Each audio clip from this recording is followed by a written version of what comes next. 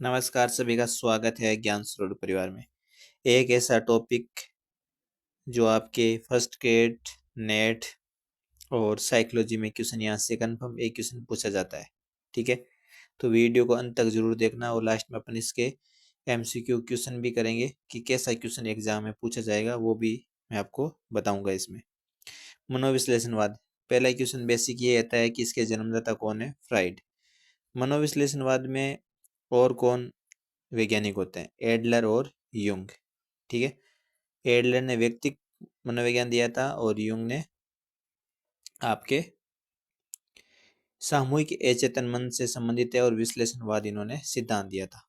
होता क्या है मनोविश्लेषण? मन का विश्लेषण। अगर मन का विश्लेषण करने वाली अगर मनोवैज्ञानिक पद्धति है तो उसको बोलेंगे मनोविश्लेषणवाद।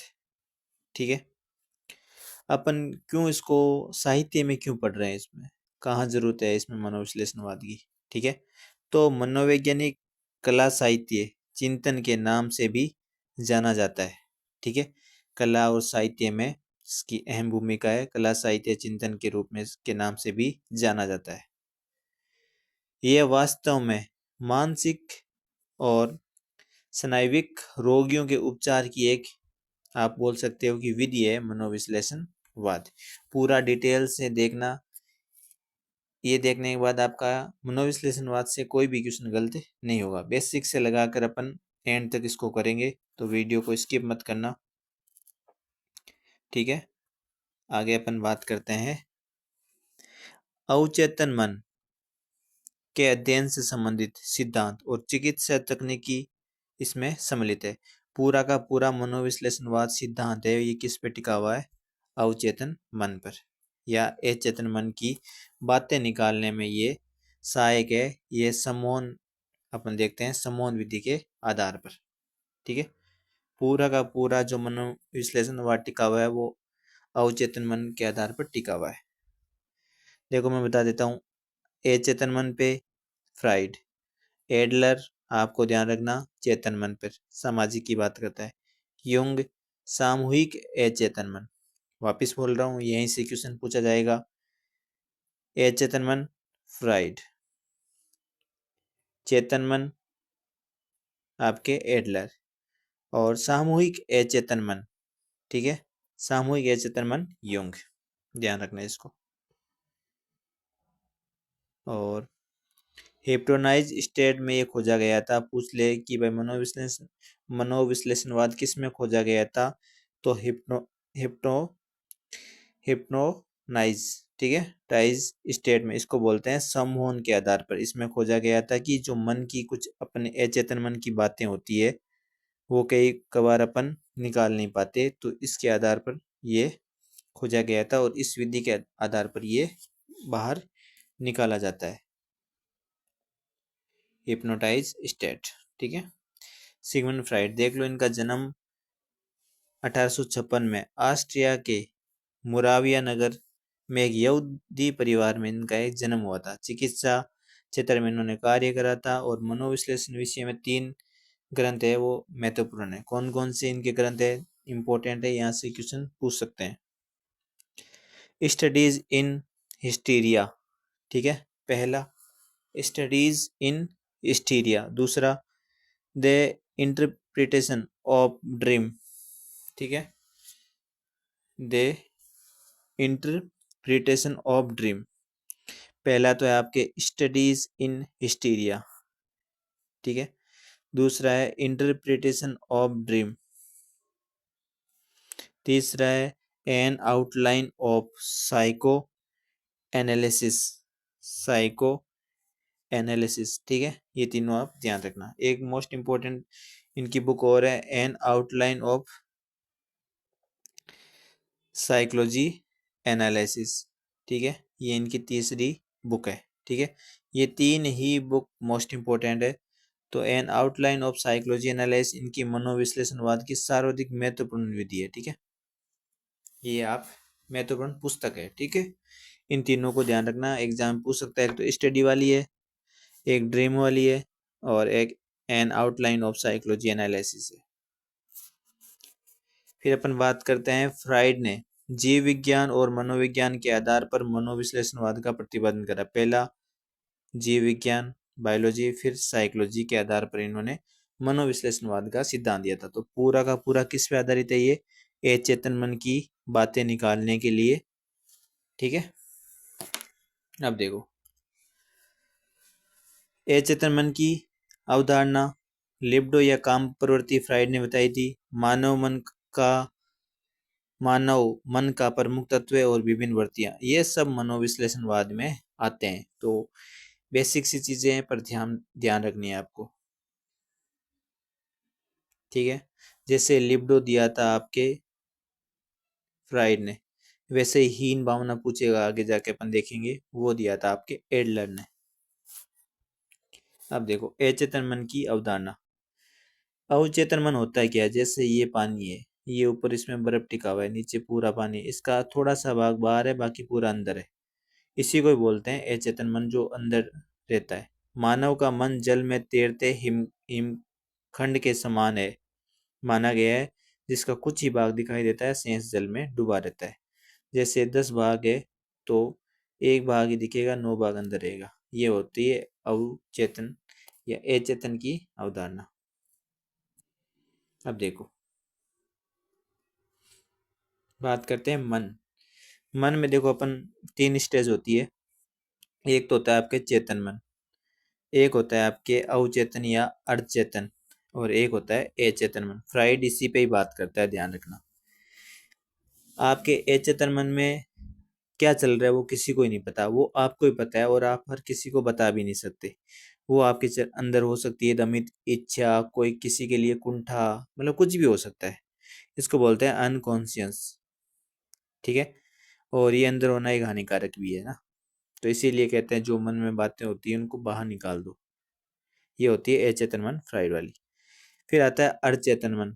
अर्चेतन बोलते हैं प्री कॉन्शियस या सब कॉन्शियस। कभी कभी क्या होता है, आप ऐसा होता है ना कि कुछ बोलना चाह रहे हो, एकदम से बीच में कुछ आ जाता है बोलते बोलते ही, वो होता है अपने अर्चेतन। आते आते बात कहते हैं ना, मैं तो भूल गया कुछ बोल रहा था, मतलब आते आती बात कोई अपन भूल जाते हैं, वो आपके आती है अवचेतन या अर्चेतन, ध्यान रखना, सब कॉन्शियस। फिर होता है चेतन मन, यथार्थ, जो भी आप पढ़ रहे हो, ये किस मन से पढ़ रहे हो? चेतन मन से। इस पे कौन बात करता है? एडलर। इस पे कौन बात करता है? फ्राइड।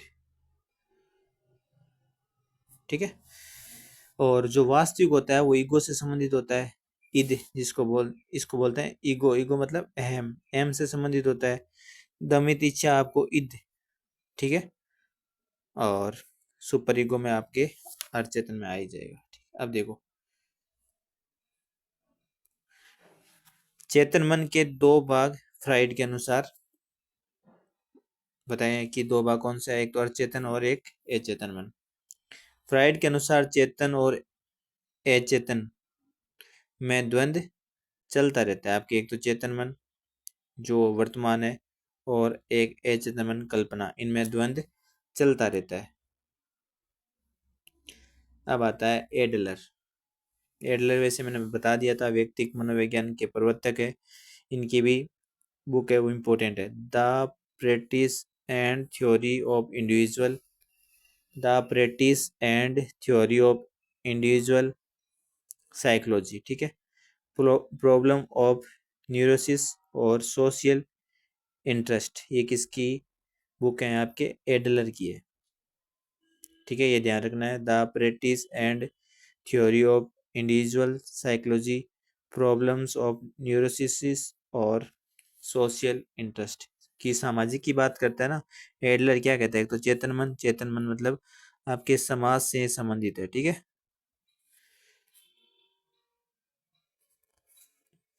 इनके अनुसार जीवन का एक निश्चित लक्ष्य होता है, मोस्ट इम्पोर्टेंट है। हर व्यक्ति का जीवन में कुछ ना कुछ वो लक्ष्य होता है, और एडलर ने स्वयं को स्थापित करने, एक सेकेंड, एडलर ने स्वयं को स्थापित करने की इस प्रवृत्ति का आधार हीन भावना को माना है। कई बार क्या होता है, अपने फ्रेंड सर्किल में ही 2 फ्रेंड है, तो एक अच्छी पोस्ट पे चला जाता है, एक नीचे, तो एक हीन भावना आ जाती है। ठीक है, वही हीन भावना की बात एडलर करते हैं। फ्राइड मनुष्य का विकास जैविक शक्तियों को महत्व है। अभी देखा था फ्राइड ने जो सिद्धांत दिया था वो जैविक और मनोवैज्ञानिक साइकोलॉजी के आधार पर दिया था। और एडलर का अनुसार मनुष्य का विकास है वो सामाजिक शक्तियों का महत्व होता है। यहाँ से कंफर्म है एग्जाम में क्वेश्चन पूछा जाएगा, ठीक है, इसका पूरा आप ध्यान रखना। अब देखो एडलर क्या कहता है, मैंने बता दिया। कॉन्शियस माइंड से संबंधित है ये, चेतन मन से, सत्यपूर्ति का सिद्धांत चलता है इसमें, और जीवन पद्धति, हीन भावना जैसी चीजें आती है तो समझ जाना ये एडलर की व्यक्तिगत सिद्धांत से संबंधित है, ठीक है। फिर आता है आपके कार्ल गुस्ताव युंग, या इसको बोलते हैं युंग या चुंग, ठीक है, एक ही बात है। 1875 में इनका जन्म होता है। ये भी चिकित्सा शास्त्र और मनोरोग शास्त्र की ओर इन्होंने विश्लेषणात्मक मनोविज्ञान या मौलिक चिंतन पर इन्होंने जोर दिया। तो पूछ सकते हैं कि विश्लेषणात्मक थ्योरी किसने दी, एग्जाम में पूछा हुआ भी है, तो मोस्ट इंपोर्टेंट है, ये आप ध्यान रखना। अचेतन मन को महत्व देते हुए फ्राइड के समान, क्योंकि ये फ्राइड को पहले स्किन फ्राइड के साथ ही थे, फिर ये कुछ कारणों की वजह से इनकी कुछ अलग मत थे, तो इनके कारण ये फ्राइड से अलग हुए युंग, ठीक है। फिर इन्होंने अचेतन मन को दो भागों में बांट दिया, एक तो व्यक्तिगत अचेतन जहाँ अपनी इच्छाएं होती है, फिर एक होता है जातीय या सामुदायिक या सामूहिक अचेतन मन। यही एग्जाम में पूछते हैं कि सामूहिक अचेतन मन किसने दिया, तो ये आपके युंग का है, ठीक है।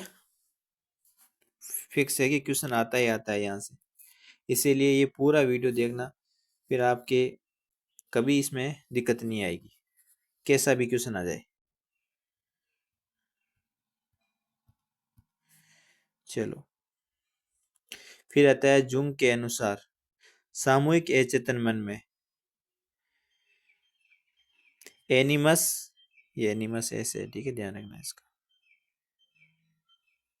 और एनिमा नामक दो तत्व विद्यमान है। आपको पता है एनिमस ये नारी सुलभ गुणों का समूह है एनिमस, और एनिमा ये पुरुषोचित गुणों का समूह है। तो यहाँ से एग्जाम में क्वेश्चन पूछ सकते हैं, एनिमस मतलब नारी सुलभ गुणों का समूह है, और एनिमा मतलब पुरुषोचित गुणों का समूह है। किसने दिया था, युंग या चुंग ने। युंग या चुंग के अनुसार व्यक्तित्व को दो श्रेणियों में विभाजित अपन विभक्त कर सकते हैं, एक तो बहिर्मुखी और अंतर्मुखी। अंतर्मुखी आपको पता है अंदर ही अंदर रहेगा, कुछ नहीं करेगा, और बहिर्मुखी मतलब बाहर से हर चीज से संबंधित हो सकता है वो। व्यक्तित्व के विचार, भाव, संवेदना, सेज, दृष्टि का या ज्ञान या अंतर्दृष्टि।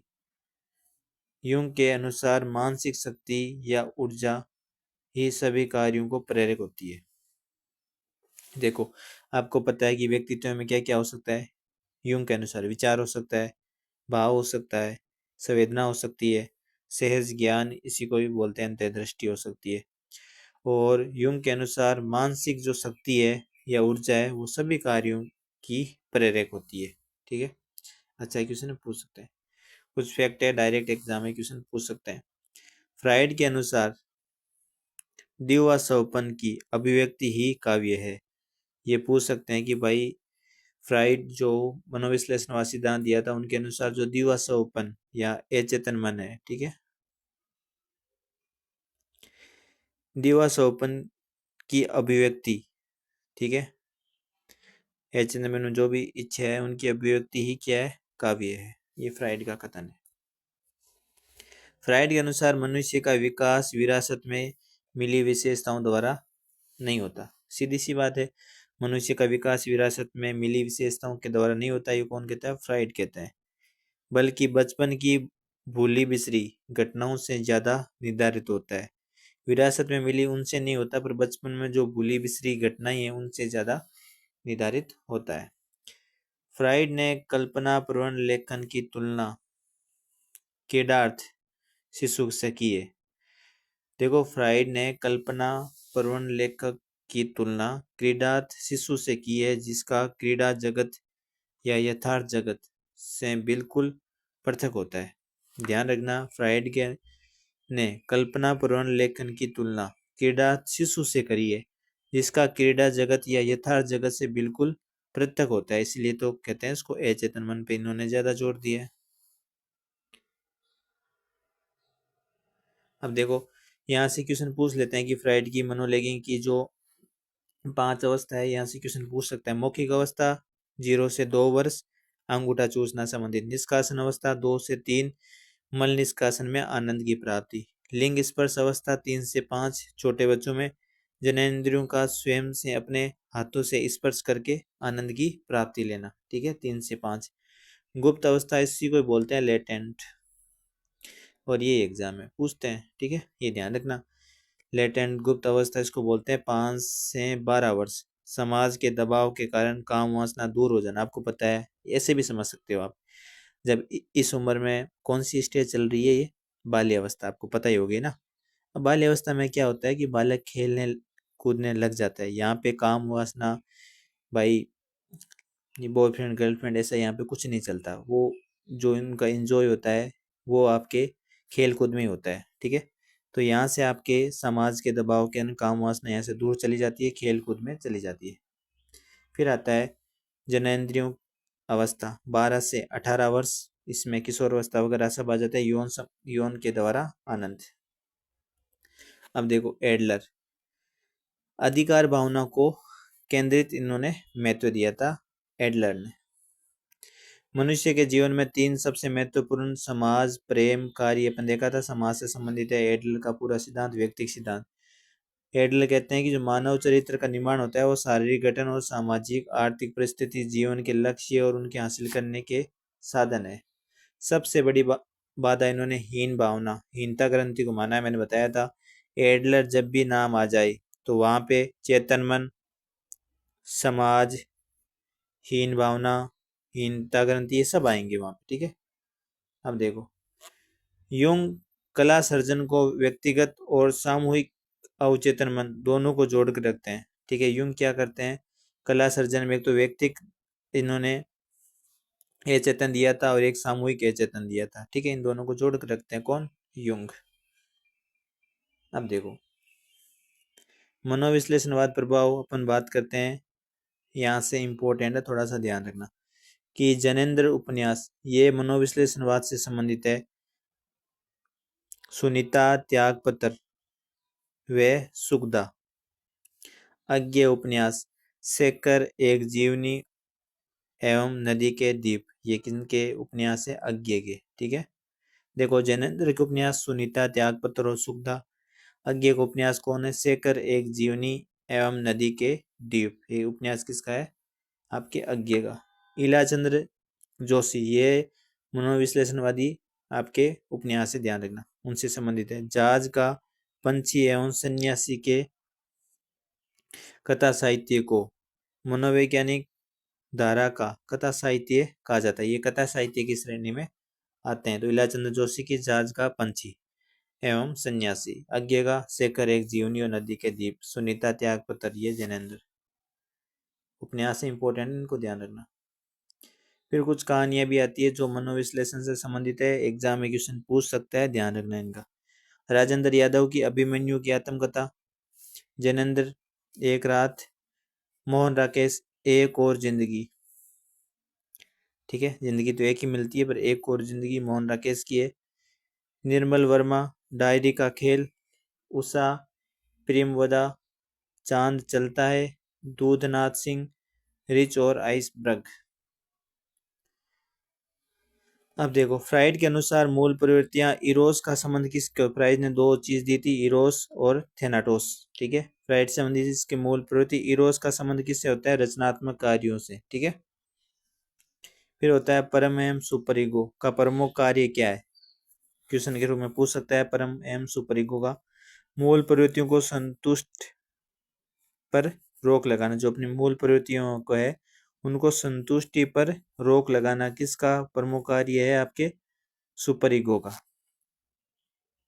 अब देखो ऐसा क्वेश्चन भी पूछ सकते हैं कि आत्म कामुकता किससे संबंधित है, मुक्तावस्था से। लिंग के प्रति ईर्ष्या का भाव, लिंग प्रधान अवस्था में ईर्ष्या का भाव, लिंग प्रधान अवस्था में लैंगिक ऊर्जा का उदातीकरण, अपने उदातीकरण वहां से गायब हो जाती है। अव्यक्त अवस्था मैंने बताया था जिसको लेटेंट अवस्था से संबंधित है ये।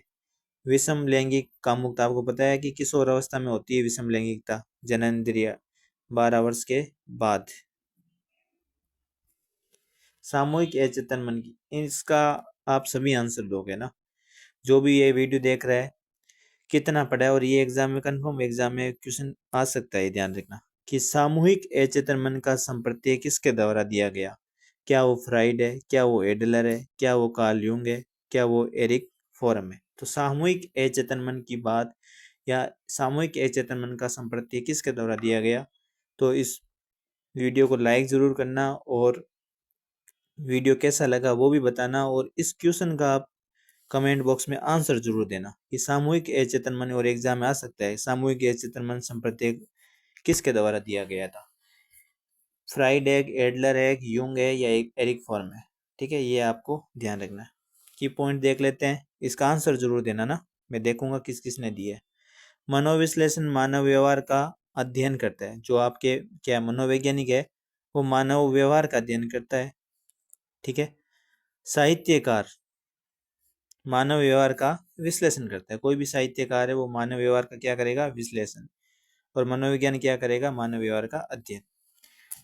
तो ये बेसिक चीजें थी, यहाँ पे अपना चैप्टर कंप्लीट होता है। इसका सभी आंसर जरूर देना। सामूहिक अचेतन मन का संप्रत्यय किसके द्वारा दिया गया, फ्राइड, एडलर या यूंग या एरिक फॉर्म। धन्यवाद सभी का।